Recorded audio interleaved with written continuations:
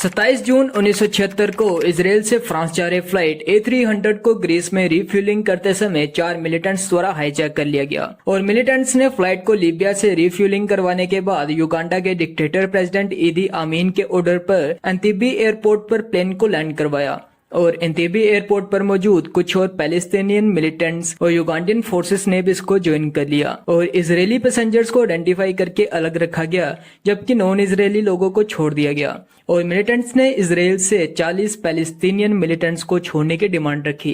पर cabinet of Israel militants की demand को पूरी करने के लिए तैयार नहीं था, जिसकी वजह से इसराइल ने ऑपरेशन थंडरबोल्ट नाम के कमांडो मिशन को प्रिपेयर किया जिसकी कमांड इसराइल की इंटेलिजेंस एजेंसी मोसाद को सौंपी गई और इस मिशन को इसराइल से 4000 किलोमीटर की दूरी पर किया जाना था, जिसके लिए इसराइल ने लॉकहीड C-130 हरकुलिस ट्रांसपोर्ट हवाई जहाज का इस्तेमाल किया जिसमें से 3 मिलिट्री जहाज थे, एक कम्युनिकेशन और मेडिकल ट्रीटमेंट के लिए और एक होस्टेजेस के लिए खाली भेजा गया था। इसराइल के जहाज एयरपोर्ट पर लैंड करते हैं और युगांडियन सोल्जर्स को फूल बनाने के लिए इसराइल की फोर्सेस मर्सिडीज गाड़ी लेकर प्लेन से बाहर आती है, जिसकी वजह से युगांडियन सोल्जर्स को लगा कि प्रेसिडेंट आमीन आए हैं जो कि उस वक्त किसी और कंट्री में थे। पर तभी वहां पर एक सोल्जर को शक हो जाता है क्योंकि प्रेसिडेंट आमीन ने कुछ मंथ पहले ही ब्लैक मर्सिडीज से व्हाइट मर्सिडीज पर शिफ्ट किया था और वहां पर ताबड़तोड़ फाइट शुरू हो जाती है और अंत में 45 युगांडियन सोल्जर्स और 7 टेररिस्ट को इसराइल की फोर्सेस द्वारा मार गिराया गया। पर इसमें एक यूनिट कमांडर योनातन नेतन्याहू और 3 होस्टेजेस की डेथ हो गई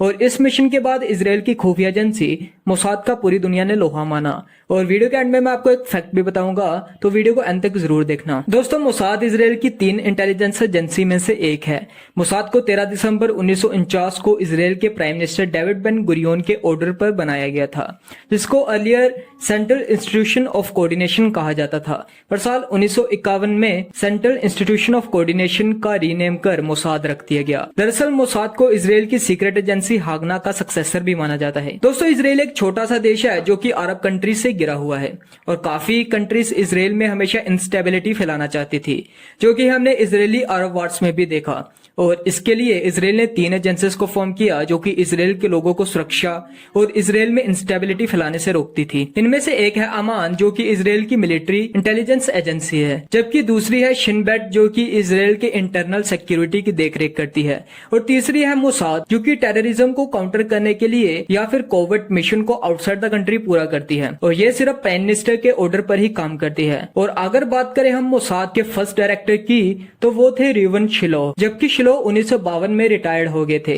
और इसके बाद मोसाद की कमान आइजर हैरल ने संभाली थी, जो कि पहले शिन बेट के हेड के पद पर सर्व कर चुके थे। हैरल को मोसाद को एक प्रोफेशनल ऑर्गेनाइजेशन जो कि पूरी दुनिया में ऑपरेशन को कंडक्ट करे जैसा खतरनाक ऑर्गेनाइजेशन बनाने का श्रेय जाता है। और अगर बात करें मोसाद के हेडक्वार्टर्स की, तो वो इसराइल के तेल अवीव में मौजूद है। मोसाद का एनुअल बजट $2.73 बिलियन है और इसमें 7000 पीपल डायरेक्टली वर्क करते हैं। और इसराइल की दूसरी डिफेंस फोर्सेस की तुलना में मोसाद का purpose, objective, roles, missions, powers और बजट किसी भी लॉ में डिफाइन नहीं है। दोस्तों, मोसाद के टोटल 8 डिपार्टमेंट्स है: collection, operational planning and coordination, research, political action and liaison, training, finance and man power, technology and technical operation. Collection department सभी डिपार्टमेंट से सबसे बड़ा डिपार्टमेंट है, जो कि एस्पाइनेज मिशन यानी स्पाइंग मिशन और बाहरी कंट्री में डिप्लोमेटिक रिलेशन बनाने के लिए रिस्पॉन्सिबल है। Political action and liaison Israel की फ्रेंडली और अनफ्रेंडली कंट्रीज के खबर रखता है।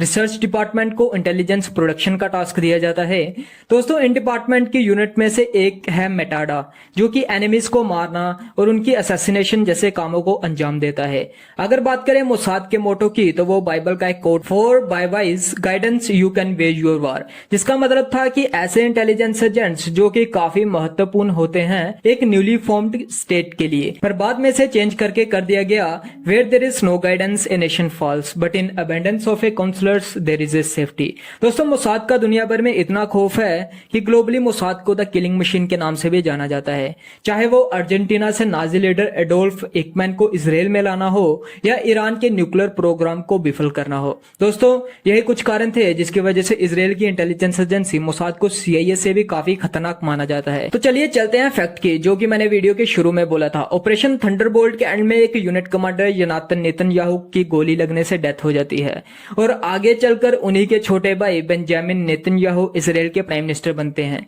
जो कि मिलिटेंट्स को घर में घुसकर मारते हैं। तो दोस्तों होप कि आपको वीडियो पसंद आया होगा और ऐसे इंटरेस्टिंग वीडियोस के लिए चैनल को अभी सब्सक्राइब करें।